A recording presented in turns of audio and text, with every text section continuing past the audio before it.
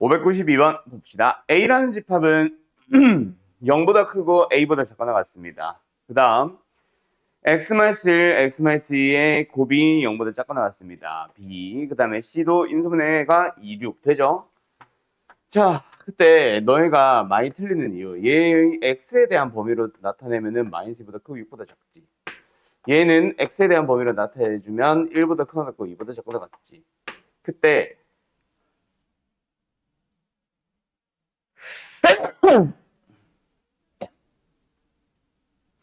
많이 틀리는 이유.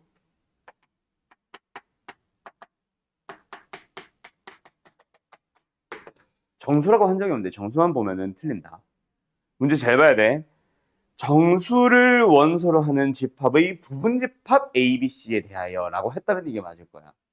근데 그게 아니면 이렇게 풀면 완전 틀립니다. 알았죠? 그거 조심하시고 그 다음 두 번째, 여기서 등호 조건 못 찾아서 틀리는데 B라는 범위가 1과 2 사이. 근데 정확하게 읽어주면은 1보다 크거나 2보다 작거나 같습니다. 이게 B. 그럼 그걸 덮어버리는 A. 뭐야? 0보다 크고 A보다 작거나 같다. 덮어버려야 된다. 맞죠? 그 다음에 C. 마이너스 2보다 크고 6보다 작아요. 자, 그때 이제 우리는 어디만 보면 된다? A의 범위만 보면 되겠다. A가 어디 놓여 있어? 누가 봐도 확실한 거 2와 6 사이. 부등호까지는 잘 써. 여기서 이제 고민을 하는 게 등호. 등호 여부 고민하다가 많이 틀리는데 혹시 여기까지 왔어? 아, 오케이. 자, 등호 여기 붙습니까? 안 붙습니까? 붙습니다. 여기는 붙어요. 맞죠? 맞죠?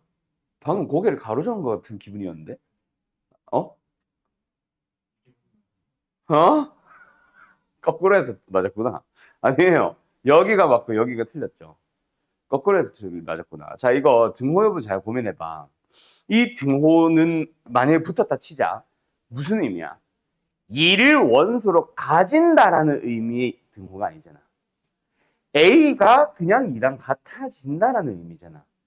오른쪽 경계끼리 만나도 되니 아니면 떨어져야 되니? 라고 물어보는 거야. 맞죠?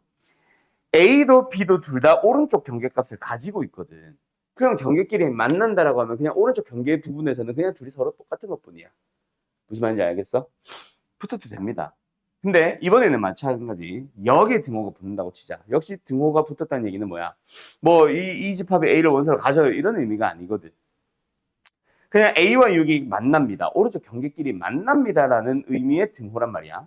오른쪽 경계가 만나면 돼야 하는데. 자, A의 오른쪽 경계에는 A를 등호를 가지고 있어. 경계값을 가지고 있다는 얘기고 C는 오른쪽 경계값이 6인데 비어 있잖아. 6은 가지지 오른쪽 경계값은 가지지 않는다는 얘기야.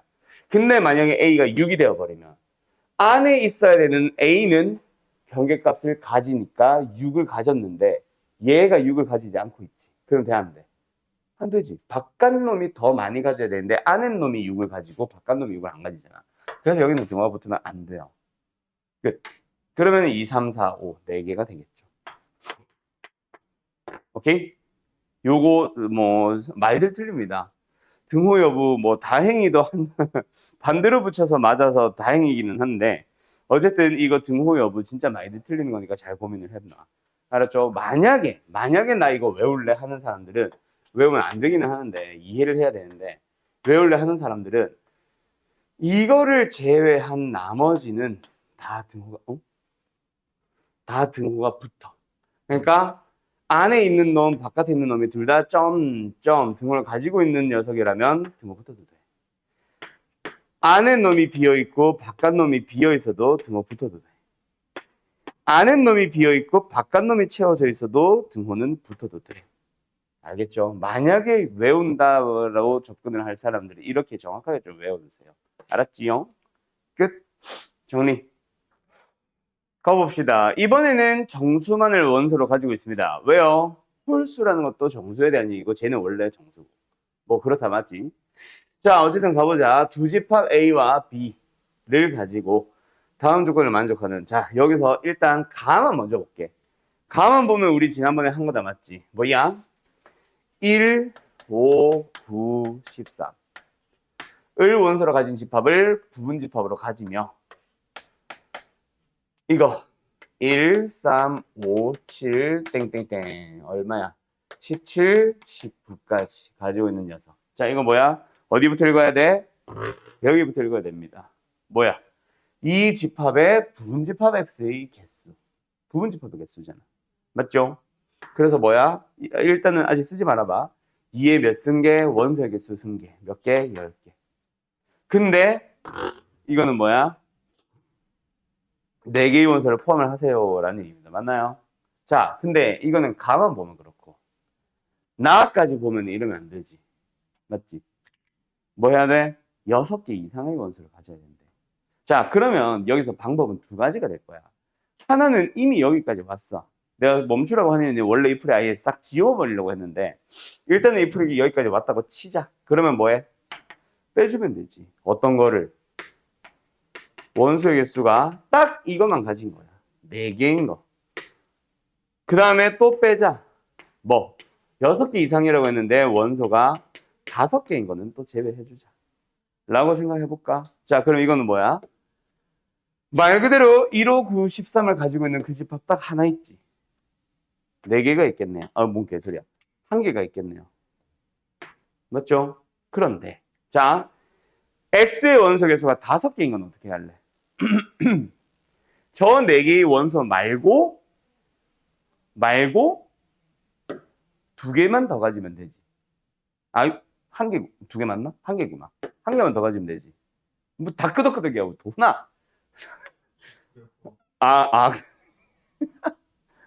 오케이. 자, 가자. 어쨌든 가자. 그럼 뭐야? 10개의 홀수가 있었는데 그 중에 1, 5, 9, 13, 4개는 이미 가지고 있으니 몇 개의 홀수들이 남아있어? 6개의 홀수들이 남아있겠지.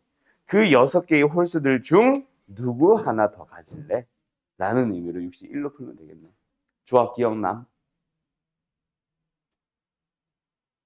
기억나죠? 응. 2의 6승 빼기 7입니다. 64에서 7을 빼니까 답은 57이겠네요. 이렇게 나오는 거지. 이게 솔루션 1. 근데 솔루션 2를 생각을 해보려고 했는데 아까 이게 더 어려울 것 같아서 내가 틀은 건데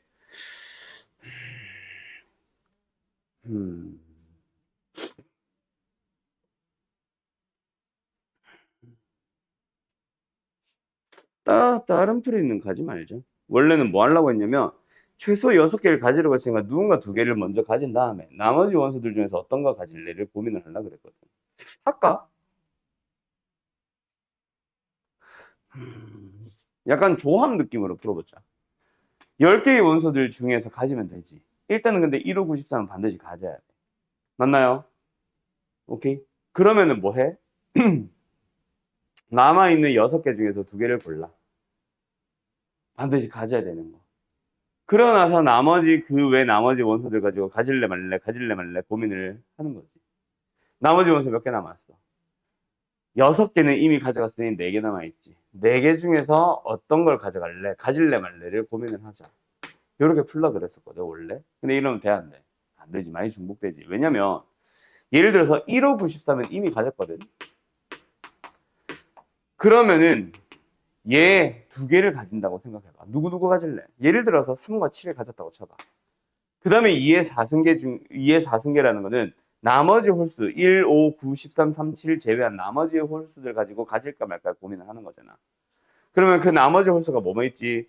7, 9, 11, 13, 15, 17, 19가 있잖아.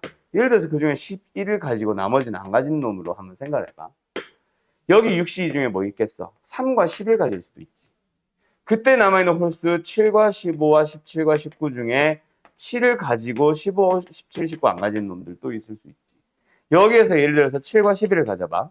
여기서는 3과 7과 15와 17, 왜 이렇게 많아? 7이 아니구나.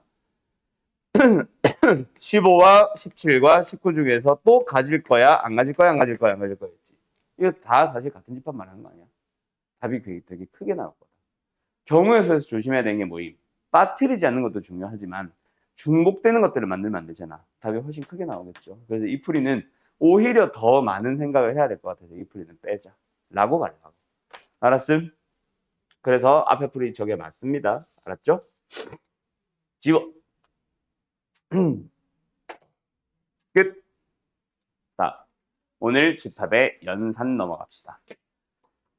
자, 우리 지난 시간에 배웠던 집합 한 번만 더 얘기해보자. 집합이 뭐야? 라고 물어보면은 그냥 한마디로 얘기하자면은 그냥 범위야. 집합을 만들게 된 건 뭐야? 뭔가 우리가 문제를 풀고자 할 때 x의 범위를 정하려고. 함수로 치면은 정의역의 범위를 정하고 있는 거지. 오케이? 함수 기억나지? 돈이 기억나지? 아, 함수래. 정의역 기억나지? 오히려 지금보다 뒷부분. 정의역 기억은 나지? 아무튼 함수에서 우리 x의 범위 정하잖아. 이차 함수의 최대 치수 구할 때 그 x의 범위를 우리 조만간 함수 배울 때 정의역이라고 배울 거야. 아무튼 그런 녀석. 자, 그래서 집합은 범위야. 근데 범위들끼리 뭐 해보자? 연산이라는 걸 해보래. 집합 범위끼리 연산을 해보래. 우리가 알고 있던 더하기, 빼기, 곱하기, 나누기라는 범위가 통해, 안 통해? 안 통하지. 뭐 우리가 이거랑은 헷갈리면 안 된다. x의 범위, y의 범위, x 더하기 y의 범위, 이걸 지금 이 범위끼리 더했다라고 생각하시면 안 돼요. 이거랑 달라. 이거는 이제 부등식에서의 덧셈이고, 집합의 연산이랑은 다르고, 범위에 대한 연산이랑은 다르고, 뭐 일반 학생들과 이반 학생들을 곱 이상하잖아. 그치? 자, 그래서 연산 기호부터 완전히 처음부터 다시 배워야 돼. 그래서 처음에 등장하게 되는 게 합집합이라는 연산 기호와 연산과 교집합이라는 연산, 가장 기본이고요. 여기 있죠. 그 다음에 등장을 하는 게 여집합. 근데 여집합을 배우기 위해서는 같이 얘기를 해야 되는 게 전체집합. 이거는 전체집합이 연산은 아니고. 그 다음에 여집합 배우고 나면은 차집합. 그 다음에 연산기호 또는 연산에 대한 내용은 여기서 끝이고, 그냥 집합의 연산에서 함께 설명하는 녀석 중에 하나가 서로서라는 녀석이 있어요. 너희가 알고 있는 그 서로서랑 동일합니다. 자, 합집합. 일단 기호부터 얘기를 하자면은 합집합이라는 거는 A와 B의 합집합. A라는 집합과 B라는 집합의 합집합. 이렇게 부르고요. 교집합이라고 하는 녀석은 A랑 B라는 녀석에 대한 교집합. 이렇게 표현을 합니다. 오케이? 자, 근데 여기서 합에 대해서 조금 조심을 해야 되는 게 있는데, 뭔가 합한다라고 하면은 뭘 의미하는지 이게 흰색을 쓰자. 뭘 의미하는지 얘기해 봐야 되는데, 일단 교집합과 합집합에 대해서 이렇게 표현이 될 예정이야까지만 언급만 살짝 해볼게. 결국은 A에 대한 B에 대한 합집합, 교집합 둘 다 뭐냐면은 일단은 X는 뭐다? A의 원소인 것들 그리고 B의 원소인 것들을 가지고 만드는 거야. 얘도 마찬가지. A가 아닌 B가 아닌 AB의 원소가 아닌 원소들을 가지고 얘기하는 게 아니라 AB의 원소들만 가지고 얘기합니다. 근데 여기 사이에 뭐로 연결시키냐면은 한 명은 그리고 and인 거고 한 명은 또는 or인 거야. 자, 여기서 근데 조심해야 될 게 그리고와 또는 두 개의 차이를 조금은 너희가 원래 알고 있던 거랑 달라야 될 거야. 예를 들어서 사과라는 집합이 있고 배라는 집합이 있다고 쳐봐. 과일. 사과 그리고 배. 예를 들어서 도훈아, 엄마가 도훈아, 사과 그리고 배를 마트에 가서 좀 사와 라고 하면은 넌 어떻게 하니? 사과랑 배 하나씩을 또는 뭐 몇 개씩을 사오겠지. 그지? 우리가 일상생활에서 또는 국어에서 영어에서 말하는 그리고 and라는 거는 마치 둘 다를 가지고 오세요 뭐 이런 얘기를 하고 있단 말이야. 근데 수학에서는 그렇게 읽으면 안 돼. 수학에서의 그리고라는 말은 항상 모든 단원에서 공통점이다. 동시에라는 의미를 가지고 있는 거예요. 그러니까 수학에서 말하는 사과라는 집합과 그리고 배라는 집합으로 말을 하고 있다면 뭐다? 사과이면서 동시에 배인 거를 가지고 오라는 얘기야. 과일 중에 그런 거 있어 없어? 당연히 없지. 오케이? 무슨 말인지 알겠니? 5월은 뭐 이거는 일상생활에서 쓰는 느낌보다는 약간 영어 지문 해석했을 때 너희들이 배운 걸로 얘기해보자. 너네 either A or B 기억나지? either A or B가 뭐요? 약간 한글로 치자면은 양자택일 느낌이지. A와 B 둘 중에 하나를 선택하는 느낌이지. 그때 이제 우리가 보통 또는을 쓴단 말이야. 근데 수학에서의 또는은 그게 아닙니다. 그래서 지금 내가 얘기를 해줄 테니 아예 그리고라는 말과 또는이라는 말을 그냥 합집합, 교집합으로 앞으로 3학년 될 때까지 쭉 써야 된다. 교집합은 and고요.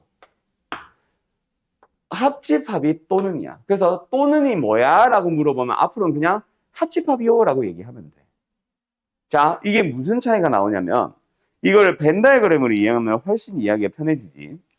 A, B의 합집합 A 또는 B라는 놈의 의미는 이제 뭐로 너희들이 받아주시면 되냐면은 여기를 원하는 거야. A나 B 어느 한 곳에라도 들어가 있기만 하면은 모든 것들을 다 포함하는 거. 알겠죠? 오케이. 홀수 또는 짝수라고 해버리면 그냥 모든 정수 말하는 거야. 2의 배수 또는 3의 배수라고 하면은 순수한 2의 배수, 순수한 3의 배수, 그리고 겹치는 6의 배수까지 다 포함을 하는 얘기거든.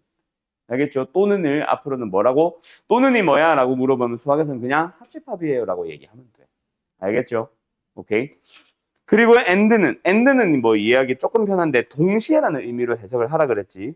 오케이. 둘 다 동시에 만족하는 것. 그래서 벤 다이어그램을 나타내주면은 A, B에 대해서 뭐 겹치는 부분을 나타낸다고 얘기하면 되고 이 교자가 아마 사길 교자일 거야. 그래서 그 뭐야 교차로 같은 거 할 때도 교차로가 어디야? 차선 두 개가 교차되는 부분, 겹치는 부분을 얘기하잖아. 그치? 그때처럼 뭐 교집합도 집합 두 개가 겹치는 부분을 얘기합니다. 어쨌든 and의 정의가 뭐야? 라고 물어보면 동시에 아니면은 교집합이에요 라고 얘기하시면 되고 알지? 교집합 자체를 외워버리고 합집합 자체를 외워버리세요. 자, 그 다음 여집합이라고 하는 게 있는데 이 여자가 나도 한자로는 여자가 무슨 여자인지 모르겠어. 근데 우리가 그 약간 뭐라 그래 한국사 시간에 잉여재산이라는 거 배워봤냐? 갑자기 상식 얘기해볼까? 그 뭐야 계급 사회가 어느 시대에 먼저 최초로 등장함?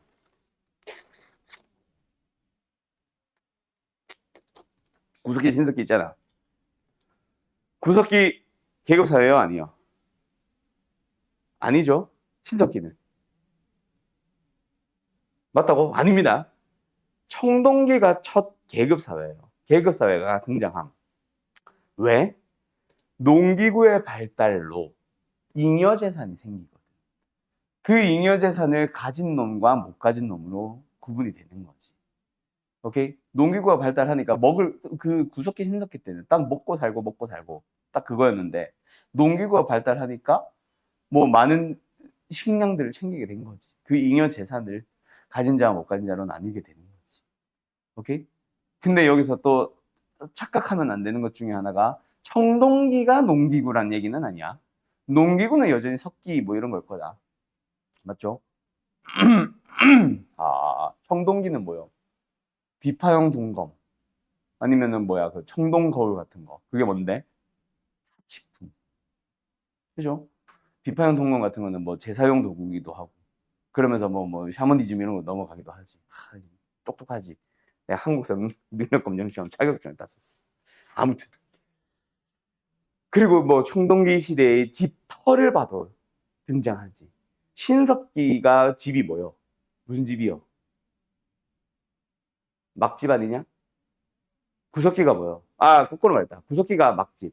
신석기가 움집 아니야? 그 움막 할 때 움막 거꾸로 외우면 되는데. 거꾸로라고 외우면 되는데. 알고 있나?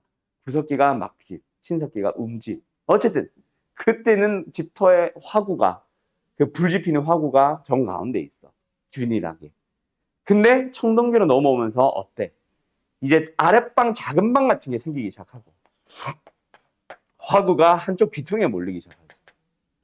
지배층, 피지배층 이러면서 막 집터에서도 등장하고 막 어쨌든 이런 증거들도 있고 뭐라고 얘기를 하죠. 한국사 능력 검정 시험. 한국사 강사를 하면 되게 재밌게 수업할 수 있을 것 같아요. 막 스토리 풀면서. 아, 물론 이제 1915년에 일어난 게 뭐야! 막 이런 거 연도 외울 때는 짜증 나는데 그거 말고 전체 흐름 잡기는 한국사 너무 재밌지 않냐? 재미없냐? 재미없냐? 물어보는 거야. 아, 재미없어? 너 이과구나. 아, 내가 그랬어.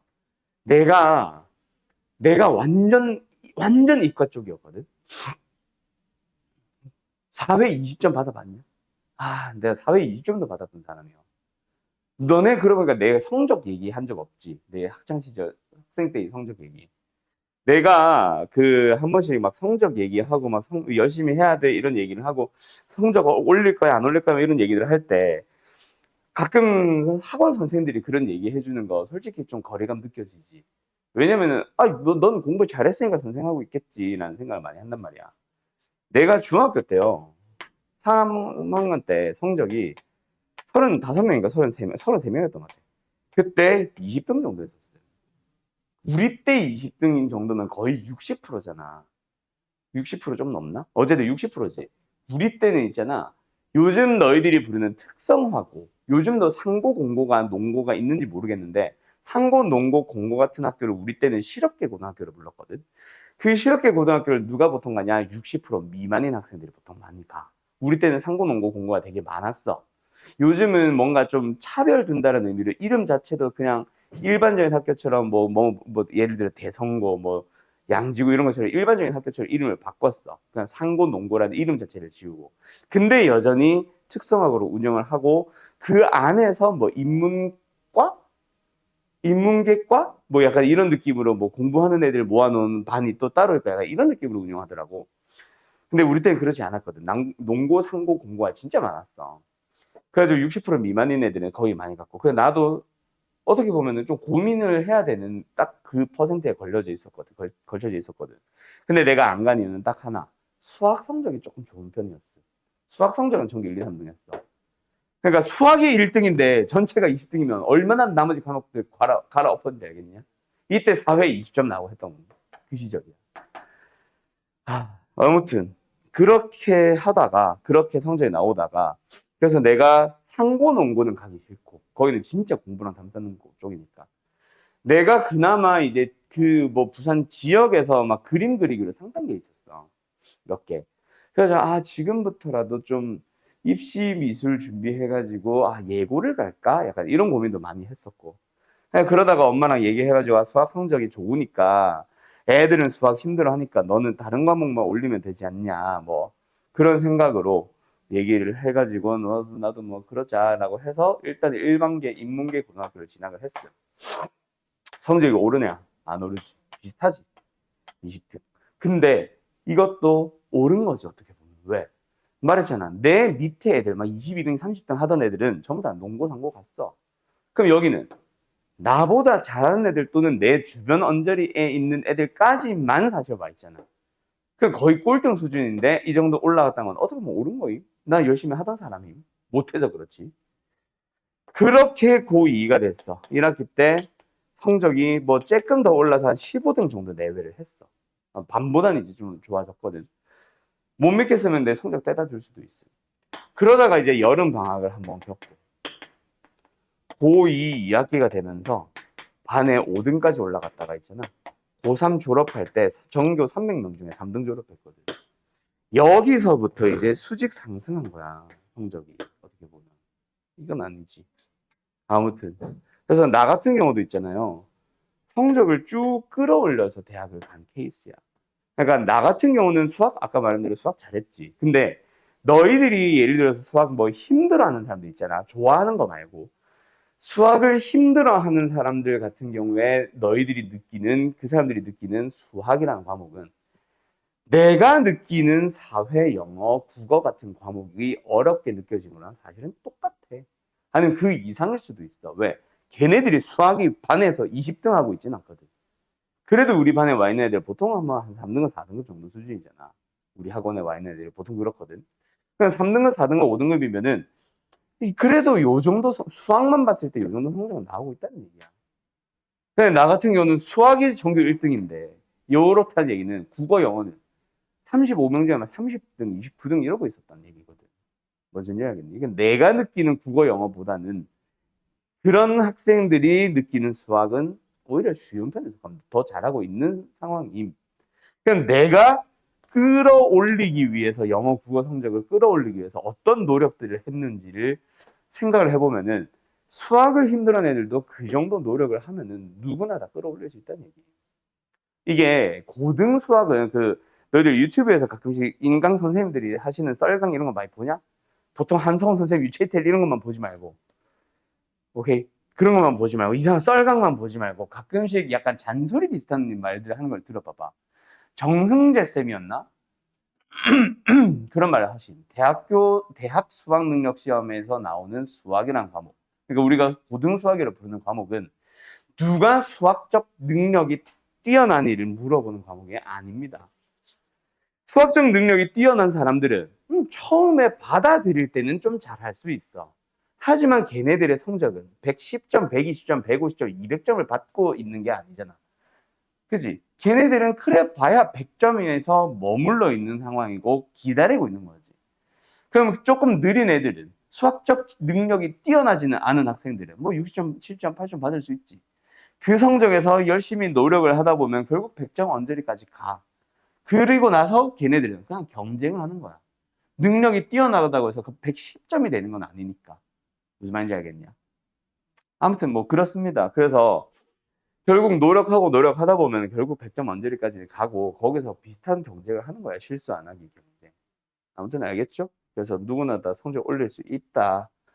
내가 어떤 식으로 성적을 올렸냐에 대한 얘기는 뭐 또 심심하면 한 번씩 하겠지. 아무튼 알겠죠? 갑자기 이게 왜 했냐? 내 자랑을 한 건 아니고요. 모르겠다. 뭐 너희들은 아무튼 열심히 할 것 같은데. 아무튼 여지껏 가자. 이 잉여에서부터 여기까지 왔지 지금. 아무튼 그 여자가 이런 한자가 있는지 모르겠는데 나머지 여? 약간 이런 느낌 아닐까? 잉여 재산 할 때 그 여, 나머지 재산들 약간 이런 거. 그러니까 A의 여집합이라는 거는 결국 A 말고 A 나머지, A의 바깥쪽을 얘기하는 겁니다. 그런데 A라는 집합이 있어. 그럼 A의 여집합이 어딘 건 알겠다. A의 바깥인 것까지는 알겠어. 그런데 A의 바깥이라고 해서 어디까지 벗어날 건데? 저 멀리까지 벗어나나? 그건 아니거든. 그래서 문제는 이제 집합 문제는 앞으로 항상 뭐가 등장하냐면은 전체 집합이라고 하는 게 등장합니다. 대문자 U로 표현을 하는데 나는 이제 이렇게 쓰기는 귀찮고 이렇게 쓰자니 합집합을 헷갈려서 나는 이렇게 써요. 대문자 U를. 보통 이렇게 쓰실 겁니다. 알았죠? 어쨌든 전체 집합이라는 게 등장하는데 그 문제를 전체 집합이 딱 등장하고 나면은 그 문제를 푸는 동안에서는 그 어떤 집합도 전체 집합을 벗어나지는 못해. 아무리 여집합이라고 하더라도 전체 집합이 존재한다면은 그 범위를 벗어나지는 못해요. 그래서 A의 여집합이라는 집합은 뭐다? A의 원소들이 아닌 원소들을 가지는데 그렇다고 해서 U를 벗어나지는 못해. 그래서 A가 아닌 원소들 중에서 U 안에 있는 원소들을 다 골라주면 됩니다. 이게 여집합이에요. 일단 포인트는 A가 아닌 것들이지. 알았죠? 자, 그 다음 차집합. 차집합은 말 그대로 차. A에서 B를 뺀다. 자, 여기서 좀 강조할 거. 뭐? A에서. B를 제거하긴 할 거야. B의 집합에 있는 녀석들을 제거하긴 할 건데 어디에서 뺀다? A인 것들 중에서 B에 있는 것들은 뺀다라는 얘기야. 그러니까 여기를 얘기하는 거지. B에 있는 원소들을 제외한다, 제거한다라는 것도 중요한데 어디를 기준으로? A만 기준으로 보고 있다라는 얘기야. 알겠죠? 그러면은 여기 있는 녀석을 표현을 해보자. 어떻게 표현이 돼? X바. 일단 어디에 있다? A의 원소 있어. and 그리고 동시에 B에는 있지 않은 녀석들 이라는 의미지. 그때 너희가 자, 요 기호를 보고 다시 한번 집합을 표현을 해봐. 이걸 보자마자 A 빼기 B가 떠오르진 않을 거야. A의 원소라고 하니까 A, and라고 하니까 교집합, B가 아니라고 하니까 B의 여집합이 떠오를 거거든. 그래서 차집합 기호를 만나잖아. 너희들은 반드시 A 교집합, B의 여집합으로 만들고 뭔가를 풀거나 벤다이어그램을 그리거나 뭘 하거나 할 거야. 알았죠? 오케이?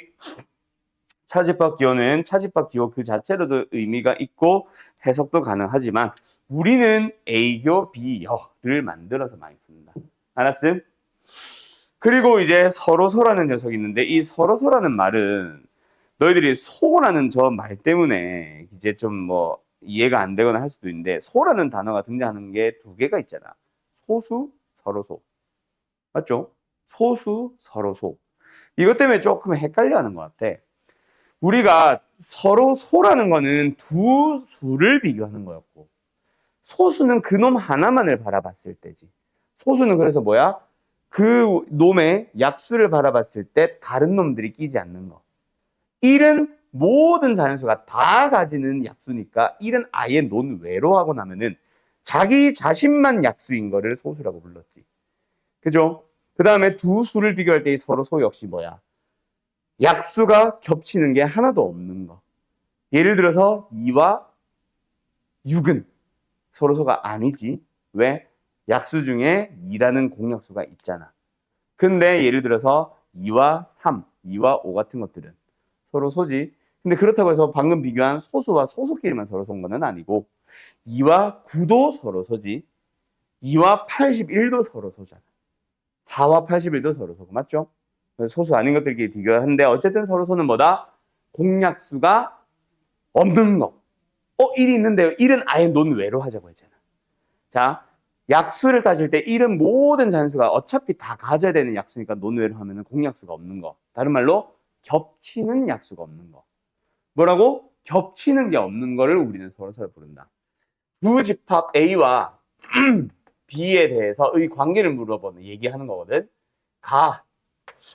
서로소다 라는 말은 뭐다? 겹치는 부분이 없는 거 또는 겹치는 부분의 원소가 0개인 거를 서로서의 정의라고 얘기합니다. 알았죠? 그럼 여기서 1은 이젠 다시 1도 비교 대상이 돼야지. 모든 집합이 1을 원소로 가져야만 하는 거는 아니잖아. 그지? 그때 약수에서의 1은 다 가져야 되니까 논외를 했던 거고 집합에서는 1도 비교 대상이다. 1이 겹치면은 서로소가 아닌 거야. 알았죠? 가끔 그 질문을 하더라고. 선생님 약수에서 1이 겹쳤잖아. 여기서는 왜 1이 겹치는 거 어쩌고저쩌고 이질을 하지 마. 1도 비교 대상이 된다. 1도 겹치면 안 돼. 알았음? 끝. 여기까지 하면 집합의 연상기호들은 설명 끝. 그럼 이거 가지고 뭔가 기타 등등등의 문제를 풀어나가는데 몇 개 못 풉니다.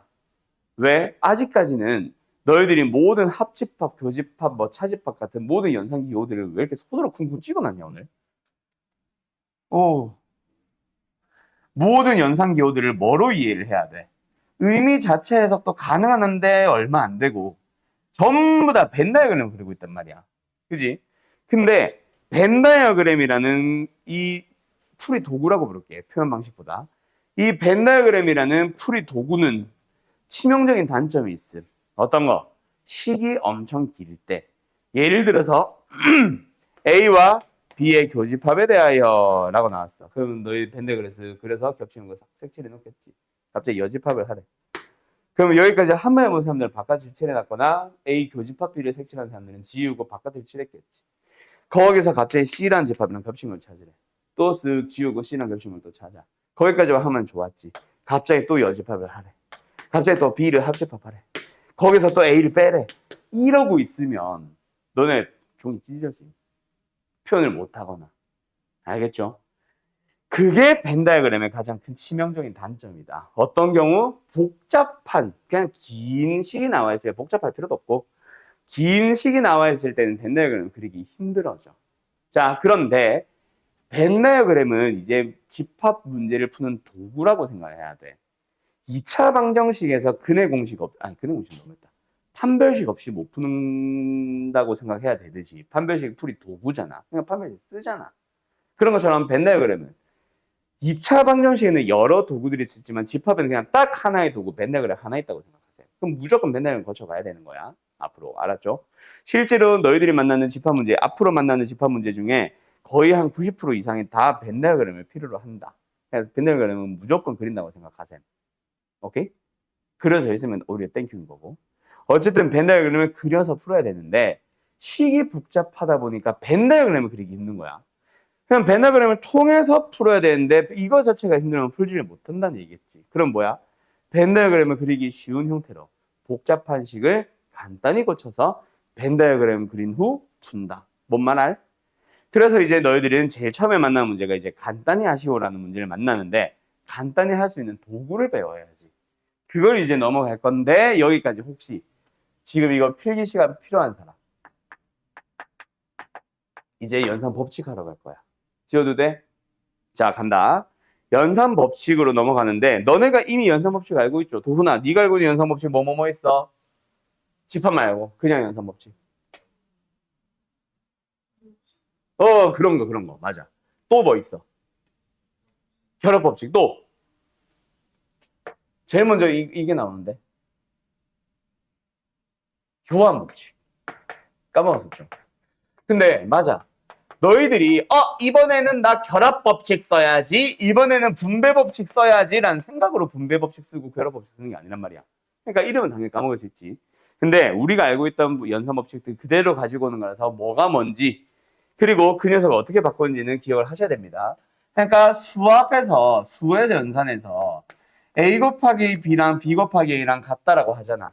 우리가 이 생각을 하면서 바꾸진 않지만 어쨌든 같은 걸 알고 있잖아. 이게 교환 법칙이고 그때 이 연산 기호를 싹 바꿔주시면 집합의 연산 법칙이 되는데 여기서 약속 더하기는 이름부터 합이죠. 합집합이랑 같은 거야. 근데 곱하기는 없지. 교집합이랑 연결시킵니다. 그런데 실제로 교집합이랑 연산이 이 연산 법칙을 위해서 어거지로 만든 게 아니라 실제로 곱이랑 연산이랑 거의 느낌이 비슷해. 그래서 나중에 너네가 나랑 만약에 공수원을 하고 있거나 뭐 이제 조만간 경우에서 하는 거 얘기하는 거야. 하고 있거나 앞으로 너희들이 화통을 배우다 보면은 사건이라는 단어가 등장할 거야. 사건. 경우의 수의 사건 A, 사건 B 하면서 그 사건이라는 단어는 집합이라는 단어랑 똑같다고 선생님들이 설명합니다. 그래서 뭐가 등장하냐면은 합사건이 등장해. 합집합이야. 그리고 뭐 여사건이 등장해. 여집합이야. 서로소라는 단어는 배반이라는 이름으로 좀 다른 녀석들도 있어. 그때 교집합에 해당하는 거를 곱사건이라고 배워요. 아예 이름부터. 알겠죠? 그냥 곱합이라고 생각하면 돼. 교집합은. 뭔 말 알? 자, 어쨌든 그래서 뭐다? 교환 법칙은 이런 거. 어떤 거? A교 B랑 B교 A가 같다. 더하기도 같죠? A 합 B랑 B 합 A가 같다. 자, 이 녀석은 그러면은 너희들이 처음 배우는 교환 법칙인가? 아니지. 이미 알고 있던 거에서 연산 기호만을 바꾼 거라서 자연스럽게 나와주면 돼. 알겠죠? 나 교환 법칙 쓸 거야! 라는 생각보다는. 처음에는 좀 그렇게 접근하겠지만. 그 다음에 결합 법칙은 기억이 나나 모르겠는데 연산 기호가 똑같은 것들을 나열을 했을 때 앞에 걸 먼저 하나, 뒤에 걸 먼저 하나 똑같습니다라는 게 결합 법칙이야. 그래서 괄호의 의미가 이걸 반드시 먼저 연산하세요 라는 의미가 있는데 이제는 의미가 사라졌으니까 그냥 괄호를 풀어버린다라고도 더 많이 씁니다. 나는 실제로 풀어서 더 많이 쓰고 앞에서부터 한다, 뒤에서부터 한다 보다는 그게 어디도 교집합도 마찬가지인데 헷갈리면 안 되는 게 연산 기호가 다 똑같아야 돼. 알았죠? 이걸 왜 기억을 하냐? 분배 법칙은 연산 기호가 다르게 생겨 있는데 얘랑 생김새는 비슷하거든. A 합 B의 교집합 C. 이게 뭐야? A 더하기 B 곱하기 C에서 이렇게 생겨 있는 거지. 뭐 하는 거? C를 분배를 하잖아. 그래서 뭐로? A 교 C로 가고 합 B 교 C로 가는데 자 여기서 또 하나 얘는 A 곱하기 C 플러스 B 곱하기 C라고 쓰고 나면은 이거 연산 어떻게 해? 말 그대로 AC를 곱하고 BC를 곱해서 더하죠. 우리가 말을 안 해도 내가 꼭 강조하지 않더라도 너희들은 당연히 연산에는 우선순위가 있다라고 하면서 곱하기 연산을 먼저 한다고 배웠잖아. 이거 가지고 막 인스타에서 뭐 상식 문제 이런 것들도 많이 나오지. 자, 근데 집합의 연산에는 우선 연산이라는 게 없습니다. 연산에 우선순위라는 게 없어. 그래서 이렇게만 주면 있잖아. 내가 지금 좀 띄엄띄엄 쓰긴 했지만 무조건 앞에서부터 연산을 하는 거야. 그래서 반드시 괄호를 쳐줘야 된다. 이거는 실수하면 안 된다, 너네. 알았죠? 실제 결과가 똑같다고 하더라도 괄호 없으면 틀릴 수도 있고 너희들이 실수할 수도 있고. 알았죠? 이걸 분배법칙이라고 합니다. 두 번째, 수외연산에서 요 녀석은 분배합니까 안 합니까? 분배하고 있으면 미친놈이죠. 그죠? 이런 거 없잖아. 왜? 이거는 그냥 연산의 우선순위를 나타내는 것 뿐이잖아. 괄호가 그냥 곱하기를 먼저 연산해서 하는데 없어도 되는 거잖아. 그럼 괄호가 없다는 거는 분배하면 안 되지. 그치? 근데 집합에는 연산의 우선순위라는 게 없다 보니 에이? 똑같이 쓰고 있어. 이 녀석이 괄호가 있다 없다가 중요합니다. 순서가 바뀐다고 생각했을 때. 그래서 뭐다? 여기서도 연산의 분배법칙이 등장을 한다. 그래서 뭐가 된다? A 합 C 괄호 닫고 교집합 B 합 C.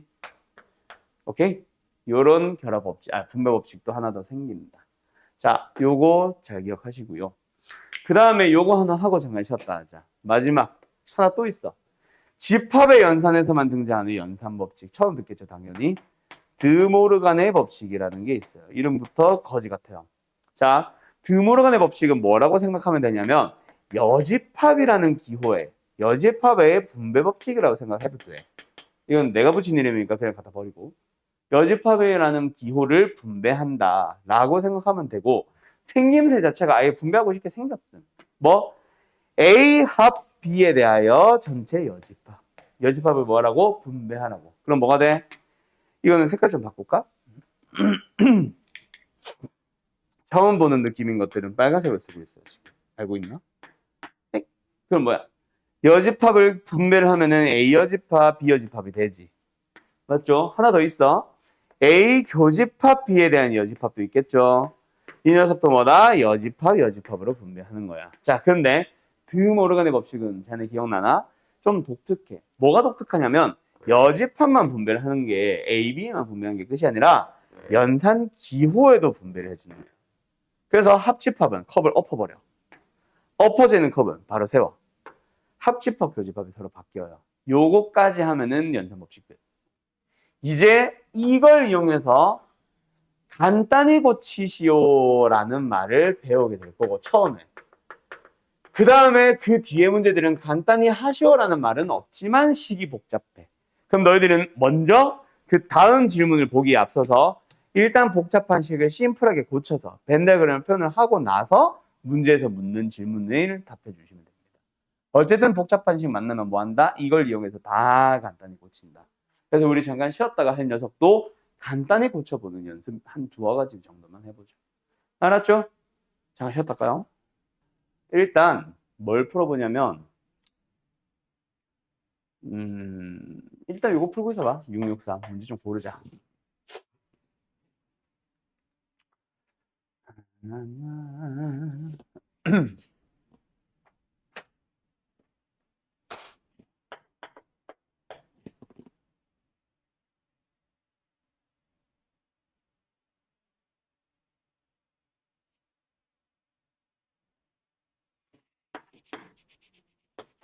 생각보다 많아지겠는데 이거. 오케이.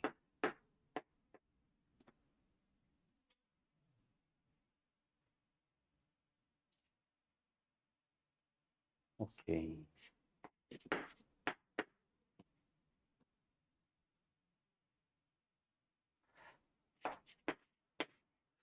배수약수. 그러면은 이거는 됐고. 오케이. 여기까지 풀면 되겠다. 6개입니다. 맞나? 6개입니다. 요거 먼저 한번 싹 풀어보세요. 다 됐죠? 풀시켜도 되죠? 되죠? 다 풀었어? 아, 그래? 너는? 아직 좀 남았어? 아, 그래? 아, 그러면 좀 더 시간 줄게. 간다! 전체 집합 이유. x는 뭐예요? 12의 자연수 1, 2, 3, 4, 12까지 가지고 있다. 이런 거 할 때 그 전에도 말했죠. 원선활법으로 표현을 해두는 게 사실 좀 더 알아보기 편합니다. 알았죠? 그리고 얘는 뭐예요? A는 1, 2, 3, 4, 6, 12. 얘는 뭐야? U 안에서 4의 배수니까 4, 8, 12만. 자, 그때 A의 집합 빼기 B를 구하세요. 여기서 A의 집합 따로 구하고 B를 보면서 둘이 뺀다. 약간 이런 느낌보다는 내가 항상이라 해봐야 오늘이구나. 아까도 했던 얘기. 차집합 만나면 뭐 하자? 교집합의 뒤에 거 여집합으로 가자. 그럼 뭐가 보여? 드물어 간의 법칙 보여? 뭐? 거꾸로 넘어오는 거 보여? 그래서 A 합집합, B의 전체 여집합이다. 이런 식으로 바꾸면서 가는 습관 아니면 그냥 연습 겸 약간 이런 느낌을 보시는 게 나은 것 같아. 그래서 A, B의 합집합이라고 하면 뭐야? 1, 2, 3, 4, 6, 8, 12의 여집합. 그럼 이제 나머지 원소들만 쏙쏙쏙 골라주면 되겠죠? 끝. 여기까지. 이런 식으로 일부러 그냥 연습 한번 해보자. 약간 이런 느낌이었습니다. 672번으로 넘어가면 이제부터 나오지? 아니네, 아직 멀었네. 자, 이번에는 뭐예요? 우리 언제 했었어? 서로 같은 집합에서 했었었어. 맞죠? 뭐 스몰 A 가지고 뭔가 원소들을 쭈르륵 만들어 놓고 그거 가지고 뭐 서로 같은 집합이 되도록 하는 이런 문제 풀었던 것처럼 똑같아. 이번에는 그냥 뭐 차집합이나 교집합, 합집합에 대한 얘기로 이걸 만족하는 A, B 구하기 느낌인 거라서 그대로 시킨 대로 따라가 주시면 됩니다. 뭐예요? B에서 A를 빼면 4만 남아요. 그 말은 뭐야? 얘는 B한테만 있고 나머지 두 개의 원소는 뭔가가 겹친다는 얘기야. 그럼 여기서 포인트는 뭐요? 일단 2를 A가 반드시 가져줘야 된다가 포인트지. 그래야 사라지니까. 그럼 뭐다? 얘가 2라고 해보자. A제곱 마이너스 2A 마이너스 3이 0이 되도록 하는 거니까 1, 3 마이너스 붙여주면 A는 마이너스 1과 3입니다. 맞나요? 그러고 나서 이제 이 A의 후보들을 고르고 나면은 A가 마이너스 1일 때 두 번째 A가 3일 때 뭐 해준다? 앞에 뭐였냐? 서로 같은 집합 말고 또 있었나? 몰라. 앞 단원에서 했던 것처럼 결국은 A, B를 다시 표현을 직접 해주는 거예요. 알았죠? 자, A가 마이너스 1이다. 그럼 뭐야? 3과 5와 이겠지 이건 당연히. 그 다음에 얘는 뭐다? 2와 4와 A에 마이너스를 넣어주면은 마이너스 7이다. 자, 그럼 B 빼기 A가 4만 남아? 아니죠. 마이너스 7도 남죠. 탈락. 그럼 A가 3인가 보다. A는 뭐야? 역시 3, 5이겠지 당연히. 이 2는 계산할 필요 없고 2가 되는 걸 찾은 거니까 B를 계산을 해주면 2와 4와 3, 3은 9 빼기 4, 5. 오케이. 그럼 둘이 뺄 때 5도 사라져주네. 이게 맞는 거다. 됐죠? 다음. 다음.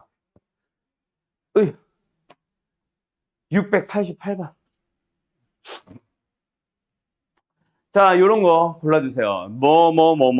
가 공집합이 되도록 뭔가를 어떤 집합을 나타냈어. 그 집합이 공집합이 되도록 하는 거 찾아주세요. 약간 요 느낌. 자, 뭐다? 일단은 얘가 말하고 싶은 게 뭔지를 알아야지. 뭔지를 알아야 그놈의 원소를 없애지. 맞죠? 그럼 요 녀석을 간단하게 고쳐보자. 뭐야? 차집합 기호는 한 번 더 말합니다. 뭐다? 교집합의 여집합이다. 거기다가 합집합 B를 하고 있는 상황이야. 그럼 뭐 해야 돼? B랑 B 여집합은 무조건 만나게 하는 게 가장 베스트거든. 왜요? B에다가 B의 여집합을 교집합을 하면은 공집합이 되고 B에다가 B 여집합을 합집합을 하면 전체 집합이 되니까 심플하잖아. 그래서 무조건 만나게 해준다. 그러기 위해서 뭐 한다? 연산기호가 다르네. 분배해준다. 그럼 뭐 나와요? A 합 B, B 여 합 B. 그 사이는 교집합으로 연결. 이게 뭐야? 전체 집합. 자, 그리고 전체 집합과 어느 집합의 교집합은 무조건 그 집합이 나오게 된다. 맞지? 그래서 얘는 사실은 아이고 아파라 의미 없는 겁니다. 전체 집합과의 교집합 찾기는 그냥 A 합 B가 되는 거야. 그런데 거기다가 뭐 해놨어? 전체 여집합을 씌워놨어.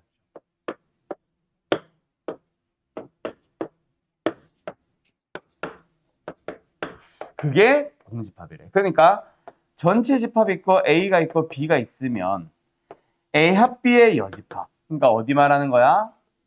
이 바깥쪽만 얘기하는 겁니다. 여기가 있다 없다?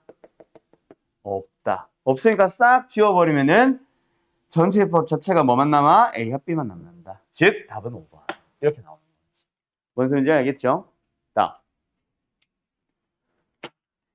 692번 가보도록 하자. 이런 식으로 간단히 고치셔. 692번 봐봐. 졸라 길다 그죠? 저 녀석을 그냥 푼다? 에이 말이 안 됩니다. 된다 그러면 그리려고 하면 종이 찢어져요. 알았죠? 그래서 무조건 간단하게 고치는 것부터 해보자. 이거 지워도 돼? 으흠. 자, A 합 B 교 어쩌고 저쩌고. 뭐가 먼저 보여? 또 뭐가 보여? 또 차집합 보이냐? 그럼 여기부터 건들자. A 여집합에 B 여집합에 대해서 뭐 해야 돼? 차집합을 교집합에 여집합으로 바꾸는데, 자, 어떤 집합에 대한 여집합의 여집합은 짝수가 아닌 집합의 아닌 집합은 다시 짝수죠. 오케이? 다시 A로 돌아옵니다. 그래서 여기는 뭐다? B로 그냥 바로 써도 되겠니? 자, 거기다가 뭐 해놓은 거야? 아, 괄호가 여기가 먼저가 아니네. 이거 있고 교집합에 이거 있고 이거부터 보는 거구나. 자, 뭐가 먼저 보여 또? 뭐가 없네? 이건 이대로 접근해야 되겠네. 뭐 말하려고 그랬냐면 나는 이게 있는 줄 알았어요. 여기 합집합 B인데 여기도 합집합 B거나. 나 뭐 잘못했어? 아, 여집합이 없네. 아, 땡큐. 내가 이 여집합 빠뜨렸다 지금, 그지? 요 여집합 있네, 여집합. 난 지금 차집합만 푼 거구나. 그럼 뭐 해야 돼? 드모르간의 법칙 보여요?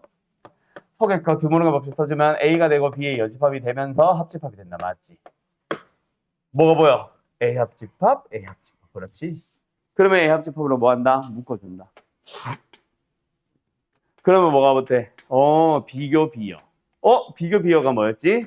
공집합. 그러면 어떤 집합에다가 공집합을 합집합을 했다는 거는 아무것도 추가한 게 없다는 얘기다, 맞지? 그냥 A입니다. 자, 어디까지 왔어? 좌변 여기까지 풀었어. 중괄호까지 풀었어. 그러면 이제 뒤에 뭐 해준다? 교집합 B를 해준다. 교집합 B를 해준다. 교집합 B를 해준다. 교집합 B를 해준다. 자, 그런데 A 교비의 A 교집합 B가 A가 된대. 자, 여기서 아주 중요한 거 하나 설명하고 갈게요. 거기 들어 보아요. 우리 집합의 연산 법칙을 배우고 나면 있잖아. 집합의 연산에 대한 기본 성질들 몇 가지를 배웁니다. 지금 내가 여기 쭉 써주고 있는 이런 것들 기본 성질이에요. 근데 이 정도는 사실 뭐 처음 본다라는 느낌이 든다면은 벤다이어그램 그려주면 사실 누구나 다 잘 수 있고, 만약에 뭐 이걸 외우려고 해도 진짜 당연히 상식처럼 외워지는 거야.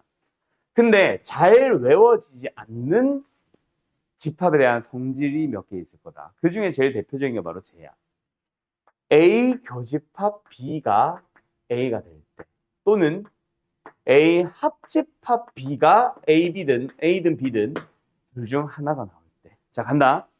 두 집합을 가지고 있잖아. 두 집합을 가지고 교집합이라는 연산을 했는데 둘 중 하나가 그냥 나오거나, 합집합을 했는데 그냥 둘 중 하나가 그대로 나온다는 얘기는 무조건 무슨 얘기를 하고 있는 거냐면 A, B의 포함관계에 대한 얘기입니다.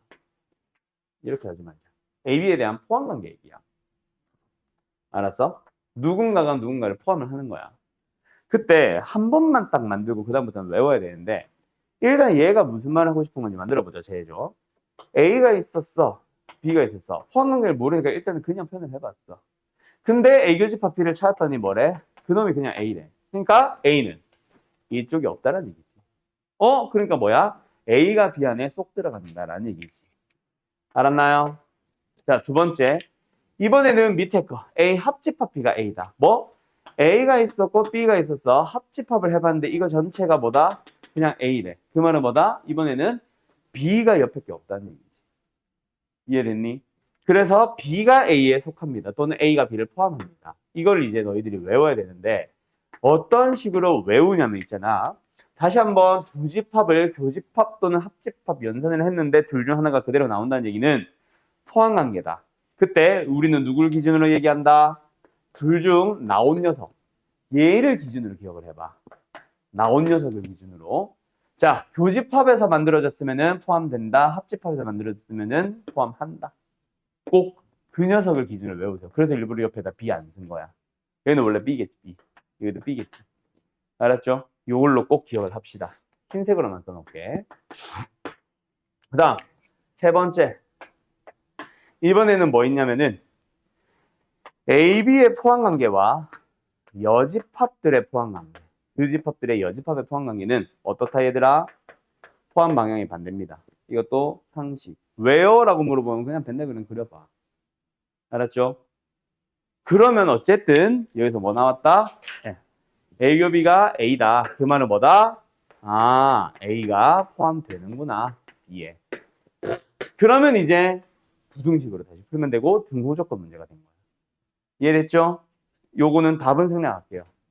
696번 가봅시다. 뭐야? 자, 새로운 집합에 대한 연산. 이거는 사실 내가 뭘 설명하고 싶었냐면 다른 것들을 말하고 싶었던 게 아니라 그거 대칭차 집합이라고 하는 녀석. 자, 새로운 연산을 가지고 만들 때 뭐 예를 들어서 696번, 697번, 698번 사실은 다 비슷한 얘기하고 있는데 말 그대로 새로운 연산이 나오면 나도 처음 보는 거야. 세모라는 연산이 어딨어? 동그라미라는 연산이 어딨어? 없어. 그래서 시키는 그대로 따라가주면 되는데요. 그 중에서 대칭차 집합이라는 녀석이 있어. 뭐 연산 기호는 세모인지 동그라미인지 나도 모르겠어. 백설인지. 그런데 이 녀석을 뭐로 정의한다? 그거를 외워둬. 첫 번째, 대칭차집합 자체가 뭘 말하는 거냐면 차집합들을 대칭꼴로 이루는 거 전부 다 포함하는 거라는 얘기거든. 첫 번째 방식은 합집합에서 교집합을 빼는 거예요. 이렇게 정의가 되어 있으면 이거 대칭차집합이구나 라고 외워버리죠. 알았음? 두 번째는 A 빼기 B라는 차집합과 B 빼기 A라는 차집합을 둘 다 또는으로 얘기해 주시면 됩니다. 합집합으로. 요 두 개가 대칭차집합을 나타내는 기호다. 여기서 너희들이 뭘 외워두냐면은 다른 성질들 진짜 많아요. 진짜 많은데 필수로 외워야 되는 성질만 딱 설명하고 넘어갈게요. 자, 간다. 대칭차집합에 대한 설명이 뭐가 등장하냐면은 당연한 말인데 어떻게 보면은 교환법칙 성립합니다. 알았죠? 그리고 결합법칙 성립합니다. 이 두 개만 딱 외워두세요. 다른 것들은 만들어가면 돼. 대신에 지금 위에 요거 바로 위에 요거 ABC의 연산 이 녀석의 벤 다이어그램을 그릴 때가 가끔 나올 거야. 항상 나오는 건 아니고 자주 나오는 건 아닌데 가끔 나올 거야. 이거 형태 자체를 외우고 있으면 생각보다 도움돼요. 알았죠? 요 정도까지만 딱 외우고 나머지는 만든다라고 생각하자. 이거 설명하고 싶었어. 알았음?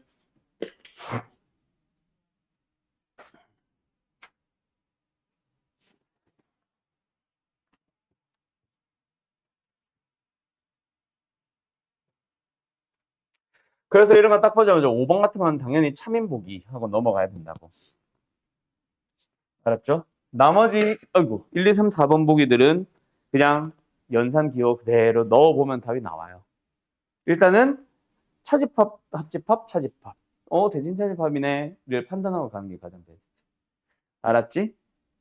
그리고 여기도 굳이 기억을 하자면은 벤 다이어그램 외우면 편하다. 위에 내가 그려놨는데 한 번 더 정리하자면은 요거 알고 있으면 편합니다. 알았죠? 자, 넘어간다. 699번. 자, 배수와 약수. 배수와 약수에 대한 얘기는요.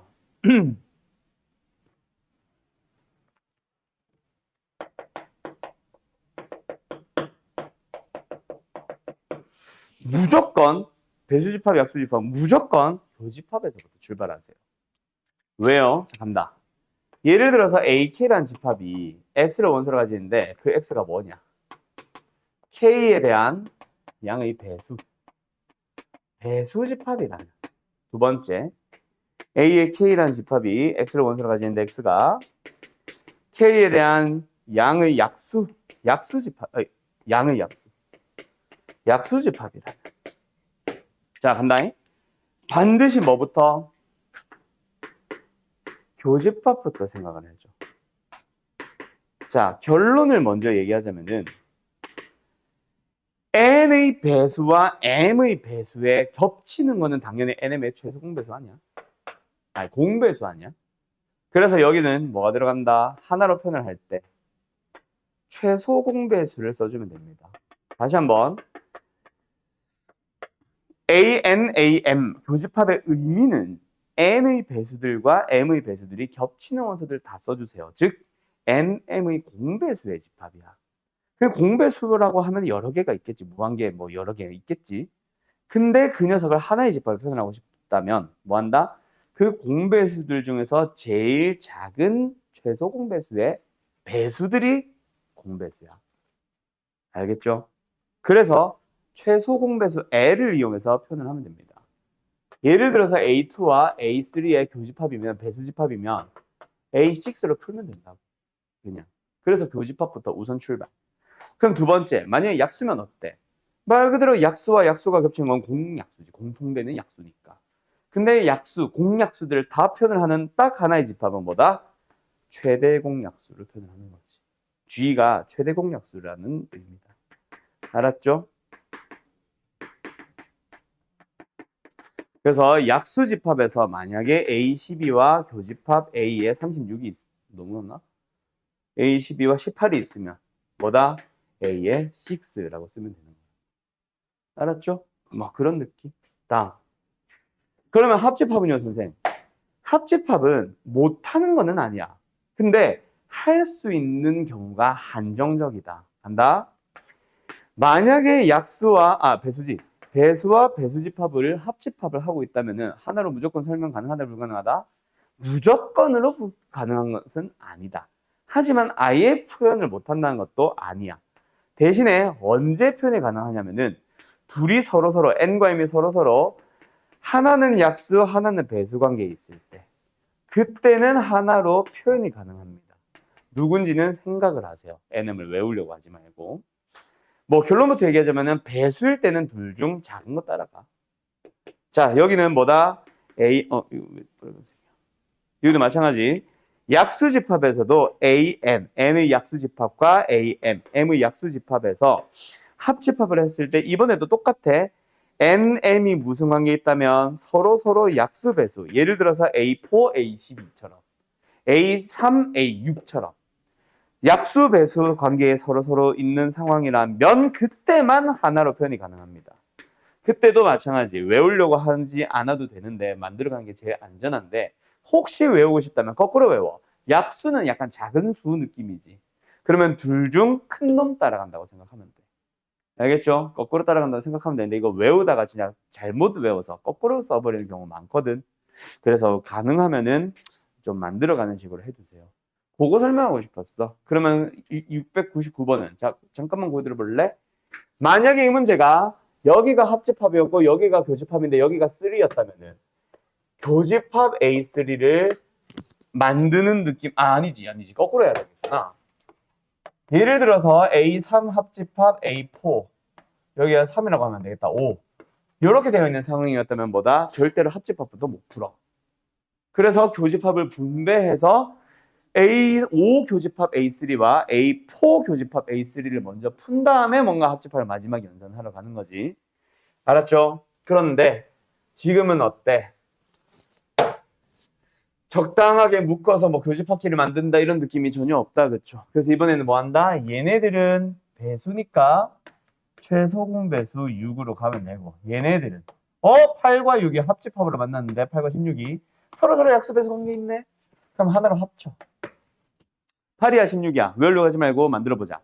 얘는 8, 16, 24, 32 등등을 가지고 있고 얘는 16, 32 같은 걸 가지고 있네. 얘가 더 적지? 합집합이면 얘가 포함해버리겠네. 그래서 A8 찾아가도 좋고 약수 배수 관계 있는데 배수면 둘 중 작은 놈을 따라간다. 아까 말했던 게 이거야. 그러고 나서 그 사이에 교집합 연결해보자. 교집합? 그럼 뭐야? 6과 8의 최소 미쳤나봐. 최소 공배수. 알았죠? 답은 24예요. 이런 식으로 만드는 거예요. 알았음? 끝. 그러면 이제 오늘 마지막 하나 남았습니다. 이건 녀석은 사실 말로 설명하고 나머지 너희들이 맞춰가는 건 너희들이 스스로 하라는 의미로 일부러 안 했었어. 원래는 여기도 설명을 많이 하는 편인데 그래서 자네는 아마 질문이 좀 나올 수 있을 거다. 다음 시간에. 알았죠? 많이 하시고. 뭐냐면 공식의 이름은 유한집합의 원소겠어요. 이것만 가지고 뭘 말하는지 사실 좀 애매해. 그래서 공식으로 외워두세요. 뭐냐면은 합집합의 원소의 개수를 만드는 방법이에요. 합집합의 원소의 개수니까 그냥 만약에 뭐 알고 있다면은 1, 2, 3, 4, 5, 6이라는 원소가 있다면 그냥 6이 답인 거지. 근데 문제는 이렇게 제공을 하는 게 아니야. 제공되는 재료가 NA가 주어지는 거야. NB가 주어지는 거야. 그럼 둘이 그냥 더하면 돼, 안 돼? 안 되지. NA는 4고 NB는 3니까 더하면 8이잖아. 뭐 했어? NA를 셀 때 1, 2, 3, 4를 셌지. 근데 NB를 셀 때 3, 4, 5, 6을 셌지. 어때? 3, 4, 5, 6을 두 번 셌지. 그래서 뭐 한다? 그 겹치는 두 번 카운트 해버린 녀석들을 제외하자, 빼버리자 라는 얘기가 되는 거지. 끝. 이게 유연집합 원소개수 공식이야. 근데 하나가 더 있죠. 뭐요? 만약에 A 합 B 합 C라면 주어진 재료를 봐야 된다. NA가 주어져 있고 NB가 주어져 있고 NC가 주어져 있어. 그래서 A, B, C의 원소들을 다 하나씩 더 해봤어요. 근데 무슨 문제가 발생해? 이런 거 할 때, 자, 이거 두 개 공식 다음으로 나온 게 벤다이어그램으로 만들기다. 이 세 가지인데, 이 공식들도 벤다이어그램을 사실 찾아가는 거고, 그럼 여기서 이걸 만약에 못 쓰는 상황이면 어떻게 하는지에 대한 설명이기도 하다. 자, N, A, N, B, N, C를 더해봐봐. 그 말은 뭐야? 말 그대로 A의 원소들을 하나 다 더했지. 그 개수를 센 거지. NB 원소 더했어. 그 말은 뭐야? 여기 있는 원소들 다 카운트한 거예요. NC 그럼 뭐야? 여기 있는 원소들 다 카운트한 거예요. 문제가 많이 생겼지. 가운데 많이 겹쳤지. 그럼 그 녀석을 제외해야 되겠지. 그럼 막 빼고 싶은데 또 문제에 주어진 재료를 봐야 되는데 재료가 A교 B와 B교 C와 C교 A가 주어진 거야. 그래서 그 녀석을 빼봤어. 자, A교 B 빼보자. A, B 겹치는 부분 빼는 거니까 요거 하나 빼고 요거 하나 빼볼게. 두 번째는 B교 C, B와 C가 겹치는 부분의 원소를 뺄 거니까 여기 하나 빼보고 여기 하나 빼볼게. 그 다음에 C교 A를 빼니까 또 어때? 요거 하나 빼보고 요거 하나 빼본 거야. 또 문제가 생겼지. 뭐가 문제가 생겼어? 정 가운데 있는 원소를 한 번도 안 셌지. 나머지는 깔끔한데. 그래서 NA교 B교 C를 더하는 건데 뭐 물어보는 질문은 합집합을 물어보세요 했다면 얘를 줬을 거고 얘를 물어보고 싶으면 합집합 원소개수를 줬겠지. 여기까지. 이 공식을 이용해서 이제 원소개수를 찾아가는 거예요. 알았죠? 근데 모든 문제가 이 두 공식으로 해결된다 안 된다? 오히려 안 되는 문제가 더 많아. 이건 굉장히 특이한 케이스. 이 재료가 싹 다 주어져야 되잖아. 하나라도 없거나 많이 부족하거나 하면은 안 되거든 아예. 그래서 그때는 뭐 한다? 방금 내가 체크 하면서 찾아갔던 것처럼 벤 다이어그램 가지고 한번 만든다 또는 뭐 찾아간다라고 생각하면서 풀어보세요. 알았죠? 자, 그리고 마지막 유형 별표 하나만 치고 오늘 마칩시다. 어디? 유형 17번 별표. 유형 17번 문제 꼭 별표 하나 쳐주세요. 마지막 유형이죠. 요거는 다음 시간에 좀 자세하게 설명해야 될 거다. 알았음? 끝! 여기까지.